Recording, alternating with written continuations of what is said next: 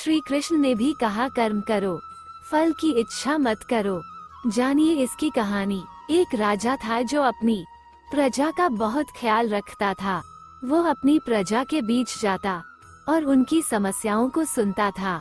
वो कोशिश करता था कि वह उनकी समस्याओं को दूर कर सके। उसकी कर्तव्य निष्ठा के चर्चे दूर दूर तक फैले हुए थे। एक बार राजा अपने राज्य में भ्रमण करने के लिए निकले हुए थे। तब उनके कुर्ते का एक बटन टूट गया। ये देख राजा ने अपने मंत्री तो तुरंत बुलाया और उसे आदेश दिया कि वो गांव से एक अच्छे दर्जी। ये सुन मंत्री ने गांव में दर्जी की खोज शुरू कर दी। सहयोग से उन्हें एक दर्जी भी मिल गया। गांव में उसकी एक छोटी सी दुकान थी। उस दर्जी को जल्दी ही राजा के पास लाया गया। उस दर्जी से राजा ने कहा कि क्या वो उसके कुर्ते के बटन सिल सकता है। दर्जी ने कहा कि यह तो बड़ा ही आसान काम है। दर्जी ने अपने थैले से धागा निकाला और कुर्ते का बटन लगा दिया। राजा बेहद खुश हुआ और उससे पूछा कि वो उन्हें कितने पैसे दे।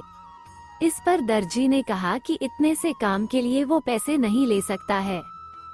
इस पर राजा ने कहा कि वो इसकी कीमत जरूर देंगे।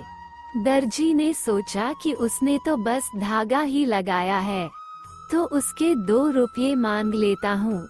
फिर दर्जी ने सोचा कि कहीं राजा यह न सोचे कि इतने से काम के 2 रुपये तो गांव वालों से कितना पैसा लेता होगा। ये सब सोच समझकर दर्जी ने कहा कि वो अपनी इच्छा से जो भी देंगे वो ले लेगा।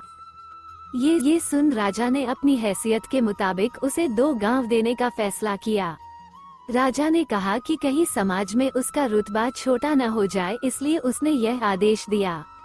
दर्जी ने मन में सोचा कि कहाँ तो वो 2 रुपये मांग रहा था और कहाँ वो 2 गांव का मालिक बन गया। सीख इस कहानी से हमें ये सीख मिलती है कि हम सभी अपनी क्षमता के अनुसार सोचते हैं, लेकिन भगवान हमें अपने हिसाब से सब कुछ देते हैं। हम छोटा मांगते हैं और कई बार भगवान हमें उनके देने की क्षमता के आधार पर कुछ अच्छा और बड़ा दे देते हैं। इसलिए गीता में श्री कृष्ण ने भी कहा कि कर्म करो, फल की इच्छा मत करो, और यही इस कहानी का सार भी है।